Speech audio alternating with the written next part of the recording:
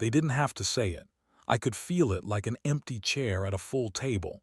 I was just decoration now. "What? Is he asleep?" Vanessa asked, smirking, champagne in hand. "No," I muttered just loud enough. "He's not." She didn't hear, or didn't care. She waved a manicured hand toward the crowd of 30-somethings huddled near the fountain. "Ignore him, he's old and tired," she said, laughing. They laughed with her, like I wasn't sitting 5 feet away in the wicker chair I built with my own damn hands. That laugh cut deeper than a scalpel. I kept my eyes on the slice of cake on the paper plate, red velvet. She remembered that at least, but it tasted like cardboard. The garden used to be my sanctuary. I laid the stone path myself, planted the orange tree in the corner when Vanessa was born. Now, fairy lights blinked over catered tables and digital speakers that buzzed with pop music I couldn't place, and not one person looked at me. A young woman in a blue dress passed by. "Excuse me," I said. She kept walking. I shifted in my seat. My joints groaned. A breeze stirred the balloon arch above the patio. 75. They spelled it out in gold foil. Big, flashy, hollow numbers. Vanessa raised a glass. "To Dad, 75 years of wisdom, war stories, and taxes." Polite laughter followed. Not a single eye met mine. I gripped the arms of the chair and stood, slowly, carefully. The pain in my knees flared, but I stood anyway. "You all right, Dad?" she called from the center of the lawn. "I need to use the restroom," I said, voice flat. She waved me off like a toddler reaching for a knife. "Kitchen, to your right, old man." The guests chuckled again. I walked inside, past the sliding glass doors, past the kitchen, toward the study. I wasn't looking for the bathroom. I was looking for space to breathe. But the house still smelled like Evie's perfume, faint beneath the lavender diffuser Vanessa installed. The bookshelf was reorganized, my war memoirs tucked away, replaced with travel guides and faux plants. My desk was cleaned out. I stood in silence for a while, until I heard Vanessa's voice through the window near the pool. "Power of attorney went through. We just need the last signature and the transfer's complete." I didn't breathe. "No, he doesn't suspect a thing," she laughed. "He thinks this is just a party. He can't even hear half of what I say." My hand gripped the window frame. My fingers trembled. I wasn't cold. "By the end of the month, the house is ours," she said. "Ours?" Evie's voice echoed in my skull. That time she warned me before she passed. "Don't let them sweet-talk you into signing anything, Jack. You've still got more in you than they think." Maybe I should have told her I listened. Maybe I should have told her more. But I never expected it from Vanessa. Not my girl. Not the one who used to fall asleep on my chest while I read her Tom Sawyer. I walked back outside. No one noticed, not even her. She was too busy posing for a selfie with her husband, glass in hand. When they called for cake, I stood in front of it, 75 candles flickering like little ghosts. The crowd counted down. "Make a wish," someone shouted. I stared at the candles, at Vanessa's wide smile. I didn't blow them out. I whispered under my breath, "You shouldn't have done this." I turned away. But that night I sat alone in the living room while the guests left. Vanessa came in, heels clicking on the hardwood. "You didn't even say thank you," she said. "People came from hours away." I looked at her. Did they come for me or for the house they think you already own? She blinked just for a second. "I'm tired, Dad." "No," I said quietly. "You're greedy." She walked out, no apology, no denial. Just silence. And in that silence, something inside me clicked back into place, like a key in an old, forgotten lock. If someone's listening, don't let silence swallow your story, especially not when your own blood is trying to bury it. That night I didn't sleep. I wrote names, dates, questions. I made a vow. And I lit a single candle on the windowsill, let it burn down slow. Because tomorrow the story would begin. The deepest betrayals don't bleed. They hum, slow and low, like a wire tightening around your ribs. I was scraping paper plates into the trash when I saw it, just under a layer of red velvet crumbs and soggy napkins. A manila envelope, thick, marked with a Sharpie. Harmon Estate Trust revised. My name, my legacy, tossed in the trash like party leftovers. My fingers didn't hesitate. I pulled it out with the same calm I used to disarm IEDs in the Gulf, slow, steady, pretending I didn't already feel the detonation in my chest. The flap tore open. Inside were papers, dozens of them, legal, numbered, dated. Date of amendment, February 8th. I was in the hospital that week, post-surgery haze, morphine drip, barely knew what month it was. Yet there it was, my signature. Neat, precise. Too precise. The trust was gutted. My grandson, Miles, gone. His college fund erased. The community center donation Evie and I arranged gone, replaced by something labeled streamlined discretionary allocations. I flipped to the last page. All assets to transfer to Vanessa Harmon and spouse, sole trustees. My throat dried. I could still smell the birthday candles. The house was quiet, guests gone. The garden looked like a crime scene, tipped chairs, glitter confetti in the grass, a half-deflated 5 balloon bobbing on its string. Vanessa stood at the kitchen island, sipping rosé from a coffee mug. "You look pale, Dad," she said without looking up. "Everything okay?" I walked in, envelope in hand. "You throw this out by accident." Her eyes flicked to it, just a flick, before she tucked a strand of hair behind her ear. "Oh, that? Yeah, we've been updating some documents. You know, cleaning up the old files." "Without telling me." "You weren't exactly available after the surgery." "You mean when I was high on painkillers and barely lucid?" She smiled like a nurse talking to a confused patient. "Dad, the world doesn't stop because you need a nap. It's just streamlining, less red tape." "You removed Miles." She sipped. "He's young, he'll understand." "You removed the center, Evie's name, everything we built." "Things change," she said. "And honestly, you should be thanking me. I saved you a mountain of taxes." My hand gripped the envelope tighter. "You forged my signature." "I had your power of attorney," she said quickly, too quickly. "You signed that years ago." "No," I said, "I didn't." She crossed her arms. "You're being dramatic. This is why I didn't want to bother you. You get paranoid." Paranoid. That word, that cursed belittling word. Used by manipulators who want to steal your name while smiling through their lies. "Go to bed, Dad," she said, already turning her back. "You're tired." I looked at her, really looked, and I saw something I hadn't seen since she was a teenager. Calculation. Not guilt, not shame. Control. Later that night, I sat in the living room, the trust documents spread across the coffee table. The lamp cast long shadows across the floor. I traced the forged signature with my thumb. Evie once told me, the worst kind of thief is the one that calls you family. And here I was, robbed while I slept under my own roof. I looked out the window. Moonlight hit the orange tree in the yard, the one I planted when Vanessa was born. I remember digging that hole, the blisters, the joy. And now this. I could have yelled, could have smashed something. Instead, I opened my old leather notebook, the one from deployment. Still had the frayed corners, still smelled like diesel and sweat. I flipped to a fresh page.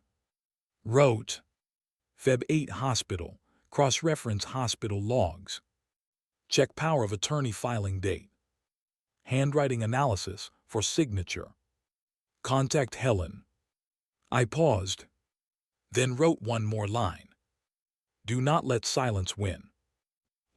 Because if someone's listening, if anyone out there knows this feeling, the ache of being erased by the people you raised, Let this story be a fire in your gut. A warning. A rally cry. I may be old, but I'm not gone. Not yet. They thought memory faded with age. But when something's stolen, your mind sharpens like a blade. The diner still smelled like grease and burnt coffee. Same cracked leather booths. Same limp napkin holder with half the stack missing. Tom sat by the window, hunched slightly, reading the paper like he always did, one word at a time, lips barely moving. Still pretending it's 1975 in here, I muttered as I slid into the booth. Tom looked up. Better than pretending to be awake in that retirement complex of mine. What's got you out of bed before noon? I handed him the trust documents. He skimmed, his eyes narrowed. This Vanessa. I nodded once, my own daughter. He flipped a few pages. Looks legal, language is clean, signatures. He stopped. Let me see your signature again. I reached into my jacket, pulled out an old checkbook, signed the back of a deposit slip. Tom held it up beside the page. Nope, yours dips left, has since we were kids. This one's upright, centered, almost too neat. He pulled a small flashlight from his bag, classic Tom, scanned the ink under the yellow beam. Different pen, different pressure points. Yours digs in on the tail stroke. This is light all the way through. You didn't sign this. My jaw clenched. I was in physical therapy that week, I said. She told me to rest, said not to worry about bills, said she'd handle the mail. Tom nodded slowly. That's when it happens, when your guard's down. They get you tired, medicated, and smiling. I blinked hard. My hands felt cold. You need to request original filing dates, he said. We can track the signature timestamps. County records should show notarization logs, too. You kept Helen's number. She's the first one I'll call when I've got enough proof. Tom leaned back. You always were a patient man, Jack. This time you gotta be surgical. I tapped the table twice, then looked him dead in the eye. She wants a quiet theft. I'll give her a loud correction. He smiled, sad and proud. That's the Jack I remember. That night I pulled out the old leather journal again. My deployment book. I hadn't written in it since Evie passed. I flipped to a clean page. July 12 surgery. August 2 PT. Vanessa, don't strain yourself, Dad, said she'd take care of things. I wrote until my fingers cramped. Every phrase. Every odd moment. Her pushing me to nap. Her suggesting I sign a few things now so we don't forget later. Her pouring the wine heavy on Sundays. Sep 9, she said, you've done enough, Dad, let us handle it. At the time, I thought it was kindness. Now I saw it for what it was, a campaign, soft, calculated erasure. I flipped back to a page from 20 years ago. Evie's handwriting. If they ever forget what you built, remind them, but do it with records, not rage. She was right. Anger was a trap. Proof, that was ammunition. I looked at my shaky scrawl. You picked the wrong man to forget Vanessa. I sat on the edge of the bed and stared out the window. Lights off. Just moonlight pooling on the floorboards like a quiet witness. My house, my life, my trust, all rewritten in the hands of someone I raised. But I had one weapon they underestimated. I remember everything. And now I would use every detail, every phrase, every quiet moment they thought I missed. Because paper forgets nothing, and I plan to bury them in it. The trick isn't catching them lying. It's waiting until they think they're safe enough to speak the truth. Tom handed me the recorder in a wrinkled brown pouch, like it was sacred. Used this back in '92 when I caught my supervisor embezzling from the VFW, he said. Still works. Battery lasts about 8 hours. You click here to start, here to stop. I studied the buttons. You're giving me a spy tool. I'm giving you a memory backup, he said, because they'll try to make you question what you heard. I turned the little machine over in my hand. It was scuffed, old, and smelled like his garage, but it felt solid. What am I supposed to do? Just press record and hope they spill? Tom raised an eyebrow. People love the sound of their own betrayal. Just give them enough rope.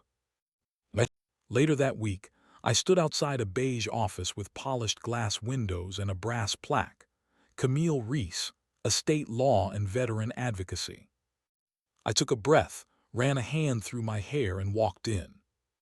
The receptionist looked up. "Do you have an appointment?" "No, ma'am," I said. "I'm hoping she has 5 minutes for an old promise." A few moments later, Camille stepped out. She looked older than I remembered, gray at the temples now, but her eyes were still sharp. "Jack Harmon," she said, "Evie's husband." I nodded. She came over, took my hand. "Your wife was the most organized woman I ever met, always had her folders color-coded." "She was also stubborn as hell," I smiled. "She said if anything ever looked off with our trust, I should come to you." Camille motioned me inside. Have a look."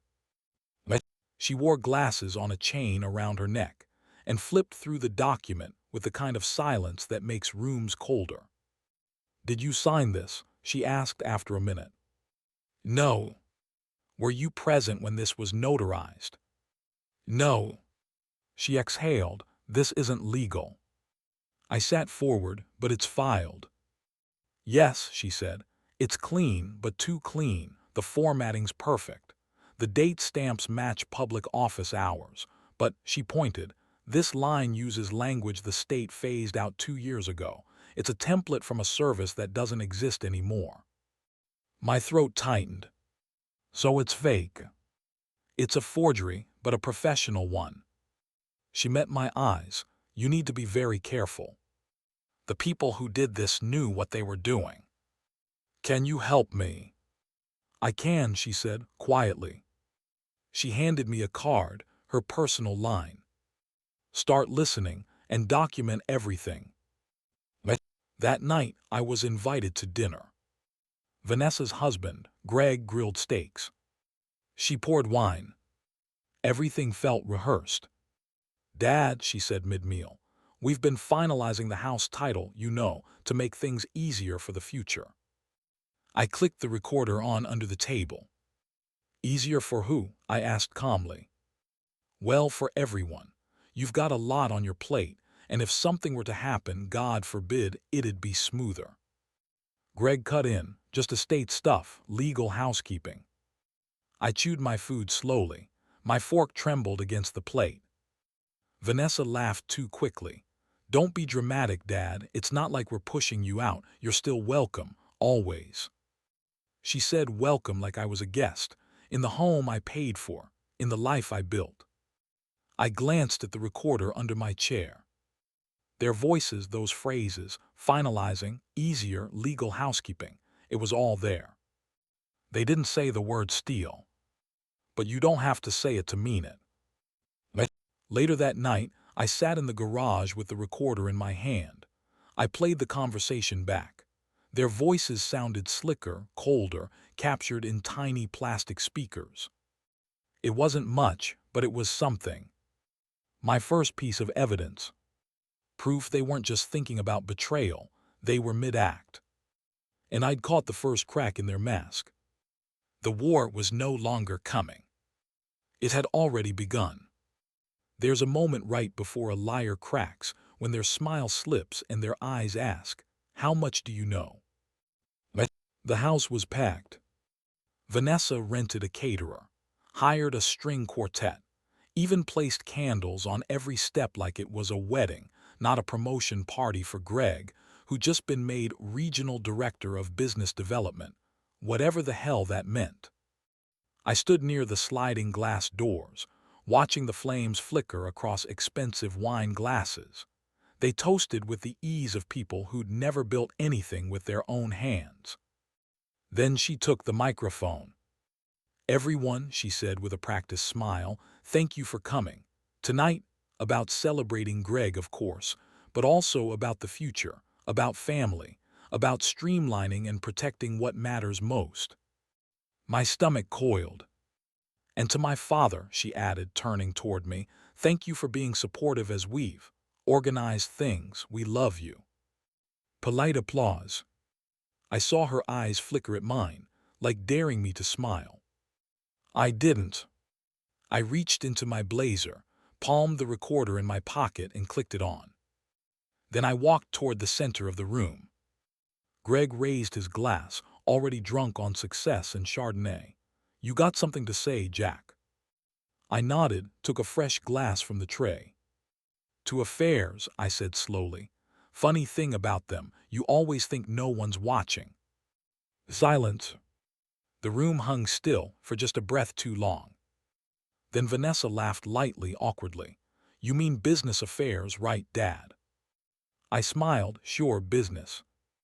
I clinked my glass against hers. The sound echoed more than it should have. Later, I stood alone in the garden. The candles were melting into their holders, sagging like old truths. She found me there. You think this is some kind of game, she hissed. I turned. Vanessa's face was tight, controlled. That toast, you humiliated me. I raised an eyebrow. If you think that was humiliation, you really don't understand how restraint works. Her lips curled. You've been acting strange. What are you doing, Dad? Watching, I said, listening. She stepped forward, lowered her voice. You're sick, paranoid. Maybe it's time we talk about care arrangements. There it was. I looked past her to the house lights glowing warm behind the window. You know what your mother asked me before she died? Vanessa didn't answer.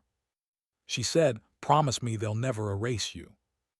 I'm not erasing you, I'm trying to help. No, I said, my voice low. You're trying to bury me before I stop breathing. Her eyes widened, then narrowed just as fast.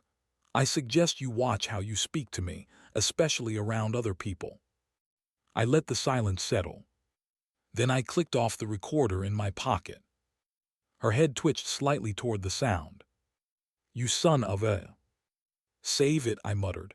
We're not done here, not by a long shot. Back in my room that night, I sat on the edge of the bed and rewound the tape. Her voice came through clean. You're sick, paranoid, time we talk about care arrangements. That wasn't concern, that was intent. The phrasing, the threat of control, a legal setup if there ever was one. I scribbled more in the journal. Sep 14 Greg, you got something to say, Jack, Vanessa, care arrangements. My toast, her reaction, it's shifting. My hands shook slightly as I capped the pen. I wasn't just defending property anymore. I was defending existence. They were preparing to cut me off at the root, but I wasn't dead yet. And thanks to Tom's recorder, their mask had started to slip. One conversation at a time, I was catching their betrayal in their own words. And soon they'd be forced to hear it all, played back, sentence by sentence. You spend most of your life giving pieces of yourself away. Then one day, someone remembers and calls your name like it matters. I almost didn't answer the phone. The number looked like junk, some official-sounding area code I didn't recognize. Probably another robocall telling me my car's warranty expired. But something tugged.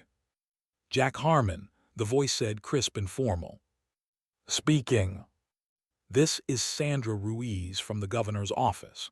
We're calling to confirm your attendance at the Veterans Recognition Ceremony next month.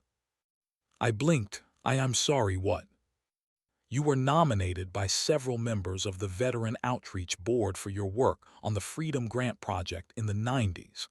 The governor would like to present you with a lifetime advocacy commendation. I sat down slowly. My knees didn't trust the air. Are you sure you've got the right man? I asked, half laughing.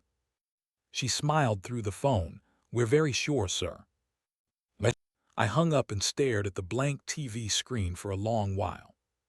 Freedom Grant. I hadn't heard those words in decades. Evie and I helped write the framework back when I still had sharp knuckles and a sharper pen. Grants for veterans with PTSD to start businesses, go back to school, rebuild. We had no money of our own back then, but we had conviction. We typed letters by hand, knocked on doors, pitched it to 3 governors before one listened. And now, after all this time, I looked at the phone again. It wasn't just a call. It was a message. I met Camille the next day at her office. She had the trust files spread out like playing cards across her desk, highlighted, annotated, cross-referenced with legal red ink. "Someone been busy," I said, easing into the chair. She pushed her glasses up. "So have you, apparently, the governor's office. That's quite the curveball." I told her the details, watching her eyebrows lift with each one. She sat back and smiled. Perfect timing. I raised an eyebrow. "We're almost ready to file," she said. "Forgery, coercion, elder fraud. Vanessa's left a trail whether she knows it or not." She tapped a document. "This transfer form, filed the same week you were under general anesthesia. And here, Greg's access logs to your account. He moved $18,003 days before that toast." I exhaled slowly. I didn't even feel it happen. "That's how they do it," she said softly. "Bit by bit. They don't take everything at once. They make you question whether you ever had it." I nodded, eyes heavy. "You sure you want to go public?" she asked gently. "The governor's ceremony, it'll put you back on the map." I looked out her window. Vanessa had counted on one thing: silence. But that phone call told me my name still had weight. Maybe even more now. "Let her find out the same way she tried to disappear me," I said, publicly. Camille gave a slow, proud smile. "Then let's make sure when she hears your name it echoes." That night I sat on the porch. The same porch they once tried to take. I didn't feel proud, not yet. But I felt something else. The wind had changed. And this time it wasn't blowing against me. It was lifting me, just enough to stand up straight. They only start digging when they think you've buried something worth finding.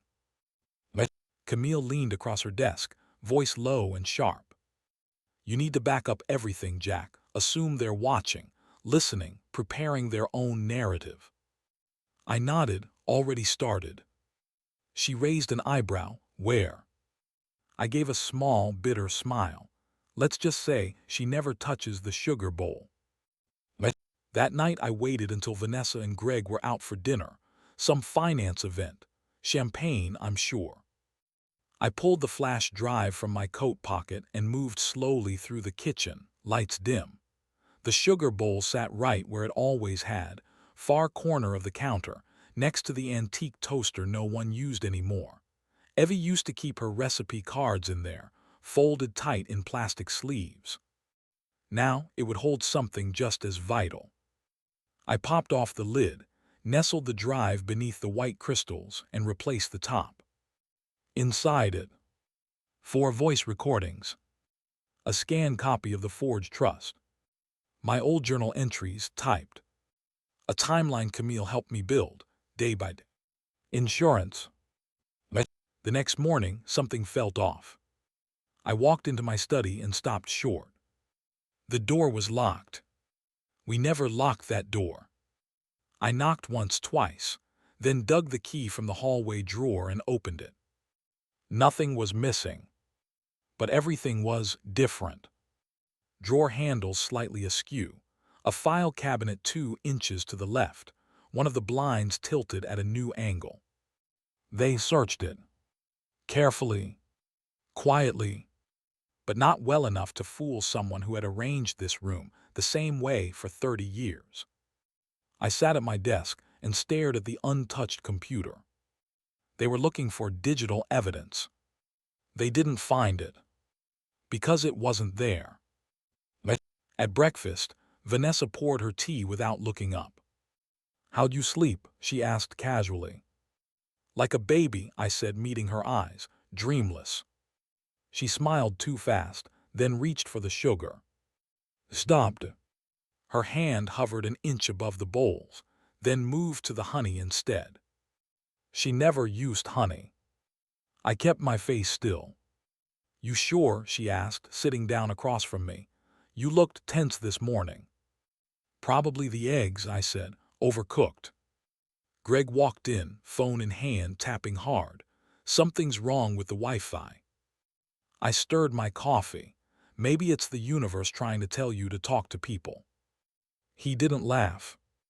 Vanessa sipped her tea. "We've been thinking about getting a home assistant. You know, smart speakers, security cameras, those things." "Cameras?" I asked, keeping my voice even. She smiled, "Just for safety." I nodded. Nothing safer than being watched all the time. Their eyes met briefly. I knew. They knew.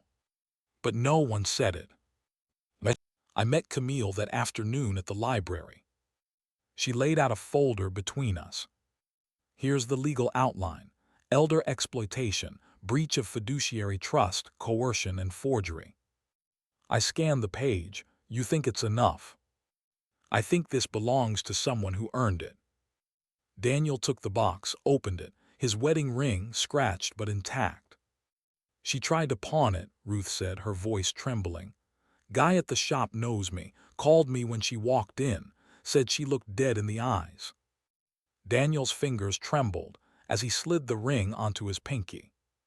"She told me she'd stay with him through anything," Ruth said quietly, "but she cashed in his trust like a lottery ticket." Studio. Trust isn't just a word, it's a currency, and once it's spent, it's never whole again. Daniel didn't cry. He just looked out the window, at the yard he used to mow barefoot, where he buried our dog with his own 2 hands. "She took everything, not just the house, the story of me.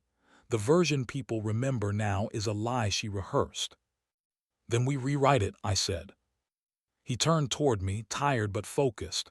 "No revenge." I shook my head. "No, just truth, public, loud, and with witnesses." Daniel nodded. "Then let's give her a stage."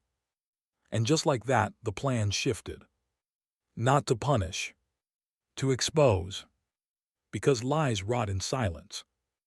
And we were done being quiet. Studio. Some people build homes. Others stage them. But no matter how you decorate betrayal, it always leaves a draft. Studio. Some lies sound powerful until you press record and let the truth echo through walls too stiff to bend. Tessa sat across the polished table like a statue carved from cold stone. Her lawyer, some sharp-suited mouthpiece with a Bluetooth in one ear, kept tapping his pen like he owned the room. But today, it wasn't his room. Helena sat poised. No makeup, no perfume, just that razor mind of hers. She tapped a single manila folder onto the table, then opened her notepad. "Let the record show," Helena said calmly, "that this is the deposition of Tessa Margaret Pierce regarding case number 2244178, under oath." The court reporter's fingers began clicking. The room felt colder than usual. Maybe it was just her. Helena didn't waste time. "Mrs. Pierce, did you know your husband was alive when you submitted the death paperwork?" Tessa blinked. "Silence. Please answer the question." Her jaw clenched. "I believed he was beyond recovery." "Belief isn't fact," Helena replied. "Yes or no?" "I had been told." "Yes or no, Mrs. Pierce?" Tessa's lawyer interjected. Objection hostile. "Overruled," Helena snapped. "We're not in a courtroom yet, counselor." I sat behind Helena, stone silent. Daniel beside me, his leg bouncing under the table. Helena leaned forward, flipping a page in her notes. "Were you aware that a $250,000 life insurance claim was opened under Daniel's name before his hospitalization?" Tessa's eyes twitched. Her lawyer stiffened. "We're done here." Helena didn't flinch. "We're just getting started." She reached into her folder and pulled out a thumb drive, slid it across the table. The lawyer hesitated. I suggest you press play, she said. He inserted it into the portable speaker and hit it. Daniel's voice filled the room, groggy but clear. You're not my wife anymore. You're my warden, I see it now. The meds, the lies, I know you drugged me. Tessa gasped. Her fingers dug into the table. Turn that off, her lawyer barked. But no one moved. You tried to kill me, but you can't bury someone who refuses to be erased. Daniel looked down, his hands clenched tight. Helena stood. That was recorded 3 days before you declared him deceased. In your affidavit, you wrote he was in unresponsive vegetative state. Care to explain the contradiction? Tessa broke. Tears streamed down her face, not the kind that asked for sympathy, the kind that screamed cornered. I didn't know what else to do, she cried. He wasn't listening to me anymore. He was cutting me off, shutting me out. He said he was leaving. Helena's voice went ice cold. So you forged papers, drugged him, filed false death certificates, tried to steal everything he built. I needed protection, Tessa sobbed. I was scared. No, Helena cut her off. You were greedy. You buried a man alive because you couldn't stand the idea of losing control. Tessa's lawyer whispered frantically in her ear, but she ignored him. Can we make a deal? She asked, eyes darting between us. Helena turned to Daniel. Daniel looked at me. I met her gaze and shook my head. No deal, Helena said. Justice isn't for sale. Studio. Some people think the law is a game. That guilt can be negotiated. That pain has a price tag. But justice doesn't bargain. It waits in silence until truth explodes like thunder. As Tessa was escorted out of the room by her lawyer, she looked smaller than she ever had, not just legally, but humanly. And for the first time since I buried an empty urn, I believed we'd win. And it wouldn't be revenge. It would be resurrection. Studio. You don't need to raise your voice when the truth walks into a courtroom, dressed in wounds and witnesses. The courthouse smelled like varnish and dread. Reporters lined the steps, cameras clicking like rifle fire. Daniel's hand shook as he gripped mine, his suit a half size too big, his eyes darker than I remembered. But he walked in tall. He walked in alive. The jury box filled slowly. 12 strangers who now held the weight of our past and Tessa's future. Helena stood as the bailiff announced the case.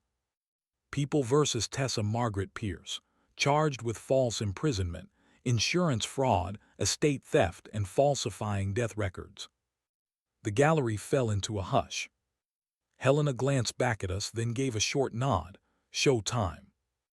Daniel took the stand first. His voice cracked. I was told I'd attacked her, but I didn't. I never touched her. I woke up in restraints. I tried to scream. No one came. The courtroom was still, only the sound of a pen clicking in the juror's hand.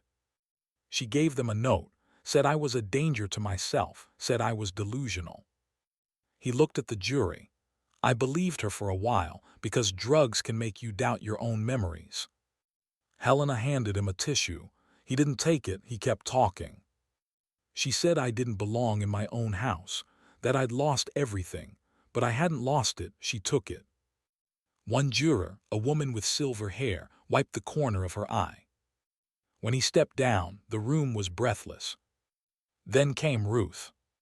She told me the cremation was private, Ruth said, steady voice, blue cardigan buttoned high. Said Daniel wanted no obituary, no headstone.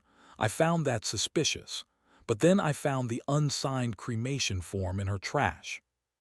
She held up the photos. Tessa meeting that man at midnight. The realtor's open house flyers dated before the funeral. She mocked him, Ruth said, eyes narrowing. Said he was good as gone, and she laughed. She laughed at a funeral. Then Helena dropped the anchor. Forensic exhibits. Psychiatric logs signed by a dead doctor. Insurance claims with timestamped server logs. Emails with real estate agents predating the funeral. Helena moved like a surgeon, cutting through lies with precision. Not a word wasted. Each document was stamped, labeled, and loaded with intent. In Tessa, she looked hollowed out. Her lawyer tried to object, but the judge, Judge Reyes, just waved his hand and said, "Let her finish." The bailiff clicked the projector off. And then it was supposed to be my turn. Helena turned to me. But I shook my head. "I have nothing to add," I said. The judge tilted his head. "Mr. Hale, I just want to watch her listen." He nodded once. And so I did. I looked straight at the woman who once handed me a folded flag at a fake funeral and told me I had 3 days to pack up and vanish. As if my blood didn't run through the walls of that house. As if I was a ghost already. Now she sat boxed in, makeup fading, mouth tight. And I didn't say a word. Studio. Some battles aren't fought with fists or fury. Some are won by standing still while the liar runs out of breath. When court adjourned, Daniel leaned over. "She didn't even look at you, Dad." "She can't," I said, truth in the way. Studio. When justice moves slow, it strikes loud. And when it finally lands, it doesn't knock, it kicks the door in. By the time the 3rd day of trial wrapped, the courthouse was surrounded.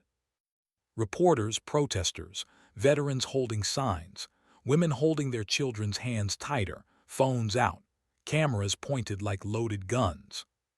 "Wife fakes husband's death for inheritance," one headline read. "Veteran father exposes burial fraud," said another. It spread like wildfire, faster than any verdict. Daniel scrolled through his phone silently, then tucked it away. "Her job posted a statement," he said, eyes fixed forward. "They fired her, issued a public apology." "She spent years building that image," I said. "It took 3 days to burn it down." Helena approached from the steps, folder in hand. "We've got everything lined up for the sentencing hearing. Prosecutors want maximum exposure, pardon the pun." Daniel chuckled under his breath, the first real sound of life I'd heard from him since this started. "She's not going to recover from this," Layla added. "The feds are sniffing around now. That insurance money crossed state lines." "I don't want to see her in prison," Daniel muttered. I turned to him. "You do." "I want to see her irrelevant." The weight of that hit deeper than shackles. The courtroom emptied, but the sidewalk didn't. We stood just outside the courthouse, Helena's folder pressed against Daniel's chest like a shield. It held everything, the forged medical forms, the sedative charts, the emails with time stamps, the unsigned cremation request. Paper had become our proof, ink our sword. "I thought I was done," Daniel whispered. "That I'd die in that place, forgotten, drugged into fog." "You weren't forgotten," I said. "You were buried alive, but I heard you knocking." His eyes flicked to mine, red-rimmed, alive. "You saved me." I shook my head. "No, son, I just refused to bury you." The doors opened behind us. Tessa stepped out, flanked by 2 officers not in custody, but close enough. Her sunglasses were oversized, as if the lens could shield her from the truth bleeding out all over the sidewalk. But sunglasses don't block judgment. The crowd surged. "Liar. Thief. Tell the world how it felt to fake a eulogy." Flashbulbs popped, microphones shoved forward. Tessa didn't speak, couldn't. Her face was stone, but her hands trembled, fingers twitching like they were grasping for a version of herself that no longer existed. I watched her walk past the protest signs, the hashtags, the veterans standing shoulder to shoulder. One of them saluted Daniel. He didn't return it, just nodded, slow and full of gravity. "She walked me into hell," he whispered. "Now she's walking through it."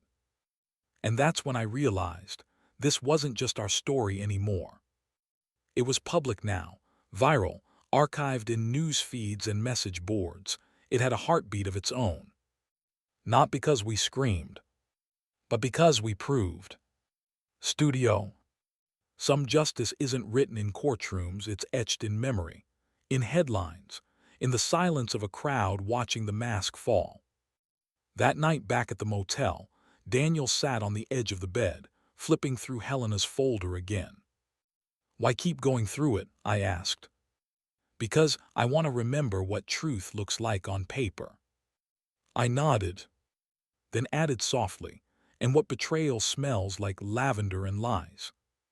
He cracked a smile, just enough to know the man I raised wasn't lost, just waiting to be found. Studio. Some people bury the living and call it closure, but when the truth rises, it doesn't knock, it demands a reckoning. The jury didn't even ask for a break, 37 minutes. That's how long it took them to decide what we already knew. Tessa didn't flinch when they filed back in, but her lawyer was sweating through his collar. "Madam Foreperson," the judge said, eyes steeled, "has the jury reached a unanimous verdict?" "Yes, Your Honor," she replied, standing, "on all counts." I gripped the armrest. Daniel didn't move, just stared straight ahead, his jaw locked. "On the charge of felony fraud." "Guilty." "Identity theft." "Guilty." "False imprisonment." "Guilty." "Attempted insurance theft." "Guilty." The last word rang out like a gunshot in that silent room.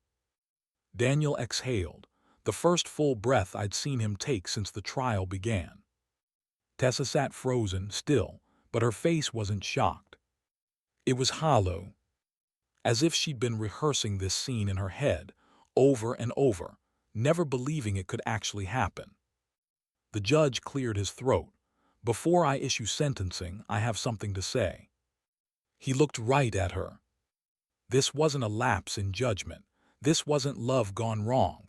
This was premeditated erasure. I felt Daniel twitch beside me. I squeezed his hand. The judge continued, "You stole a man's identity, his health, his voice. You robbed a father of his son, and you did it with precision, with cruelty. You don't deserve leniency. You deserve consequence." He turned to the bailiff. 10 years, no parole." The gavel came down with a final, thunderous crack. It echoed through my ribs. Tessa stood as they cuffed her. Her eyes met mine. No tears, just defiance, as if I'd ruined her life. Daniel didn't look at her. She turned to him anyway. "You were never strong enough to leave me." He blinked, calm, then replied, "I didn't leave. You buried me, but graves don't hold the living." And with that, she was led out. The courtroom emptied slowly. Reporters whispered, jurors nodded at Daniel. One of them mouthed, "I'm sorry." He nodded back, expression unreadable. Ruth waited outside, holding a small bouquet of white tulips. She handed them to Daniel. "You were the only one who believed me," he said. "No," she corrected, looking at me. "You both kept each other breathing." We stood under the courthouse steps. A breeze swept by, not loud, just steady, like breath after drowning. Studio. There are two kinds of death, the kind that buries a body, and the kind that erases a name. She tried both, but we outlived them. Daniel and I walked back to the car in silence. He paused before getting in, looking up at the courthouse windows, then down at his own hands. "Feels strange," he said, "being free again." "You earned it." He shook his head. "I didn't fight, you did." "No, son," I said. "I just held the light, you crawled out." That night, we sat at the kitchen table in the house she tried to steal. The old light flickered.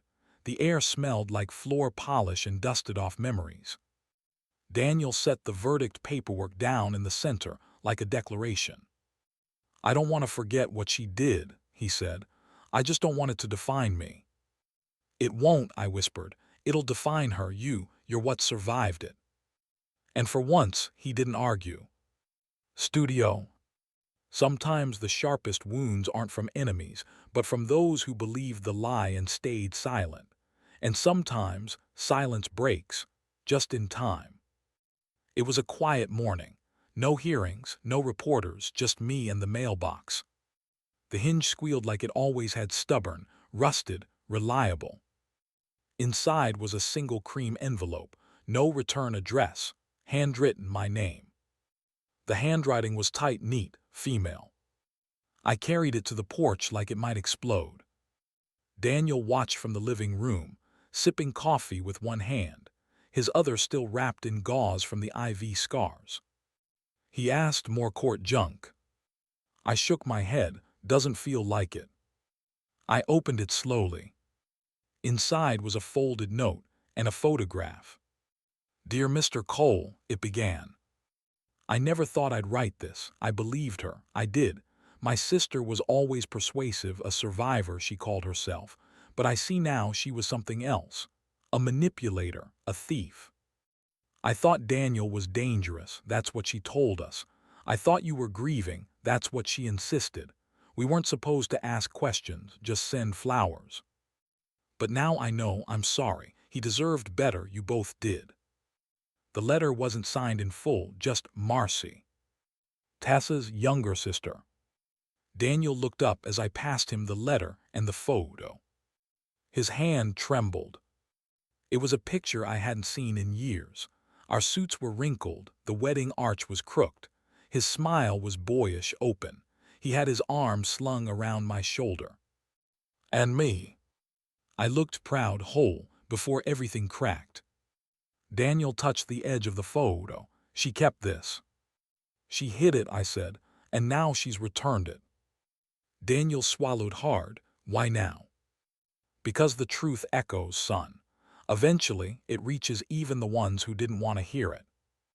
I bought a frame that afternoon. Nothing fancy, just a smooth walnut finish, the kind Daniel always liked. He hung it above the front door, just beside the light switch. Said it should be the last thing we see when we leave, and the first thing we see when we come home. "It's proof," he said quietly. "Not that we survived, but that we came back." I nodded, unable to speak. Studio. Revenge didn't bring him home. Paper did. Receipts, records, letters, and a photo someone tried to erase. That's what saved him. That night we didn't talk much. Just sat in the living room, lights dim, the old house creaking in familiar ways. Tessa's furniture was gone. Her scented candles, her porcelain vases, her curated fakeness gone too. What remained was air that felt breathable again. Daniel looked over at me. "You ever think she might have gotten away with it if you hadn't kept pushing?" "I think about that every night." "You're a stubborn old man. Runs in the family." We both laughed. It felt strange, beautiful, real.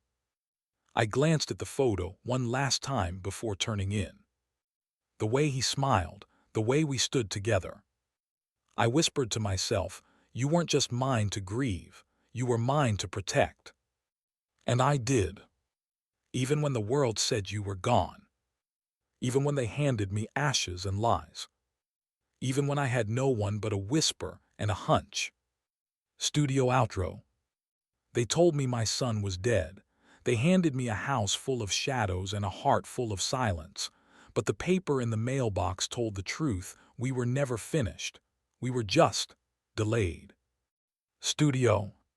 Some battles are won with noise. Ours ended in silence. The kind that only comes after a long storm. Daniel and I stood at the edge of the driveway, staring at the peeling paint that once matched Tessa's favorite purse, beige, lifeless, forgettable. "Let's kill this color," he said. "Thought you never ask," I replied. We chose navy blue, something solid, unapologetic. We worked slow, careful, each brushstroke burying a memory, the lies, the forged papers, the whispers behind our backs. Gone, painted over with something stronger. Ruth stopped by midway, balancing a pan in her oven-mitt hands. "Lasagna," she grinned. "Figured the house deserved something homemade again." Daniel took it with a smile. "You're a saint." "I'm retired," she winked. "I've got time." We ate around the old oak table, the one Tessa once tried to sell when she thought I wasn't looking. I had sanded its legs myself after Daniel's mother died. I remember thinking it might last longer than any of us. Turns out I was right. We didn't talk much over dinner, just the scrape of forks, the clink of glasses, the occasional sigh. No courtroom, no lawyers, no documents, just quiet. Just hours. After Ruth left, Daniel sat on the porch swing, eyes on the sunset. I watched him from the doorway. "Do you remember what she said to me that day?" I asked. He turned slowly. "3 days," I murmured. "She gave me 3 days to get out." Daniel didn't speak. He didn't have to. "I counted each one," I said. "Slept with my shoes on, ate from a paper bag. She thought she could erase me like I was furniture." He looked down. "I'm sorry I wasn't there." "You were," I said, "just behind glass." He reached out and squeezed my wrist. "Not anymore." That night, I walked into the master bedroom. The same one she'd made off limits. Her room, her sanctuary, her stolen throne. Now it was just a room again. I opened the window. Cool air pushed through. It smelled like autumn and something else, freedom. I stood there, breathing, listening. Somewhere across town, she was in a cell, not for 3 days, for thousands. And me. I was exactly where I belonged. Studio. She said I had 3 days, 3 days to vanish, 3 days to mourn a lie, but the truth has a longer memory than thieves. And justice, it doesn't run on their schedule. Daniel passed by the hallway, yawning. "You good, Dad?" "Better than good." He nodded. "Leave the window open tonight."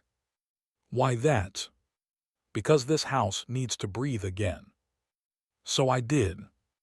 I left the window wide. Let the breeze move through the curtains. Let the silence speak. No alarms, no eviction notices, no threats wrapped in smiles. Just wind and wood, and walls that remembered. We painted over the past, sat at our old table, opened the windows, and slept without fear. It wasn't just a house again, it was ours. And for the first time in years, we were home.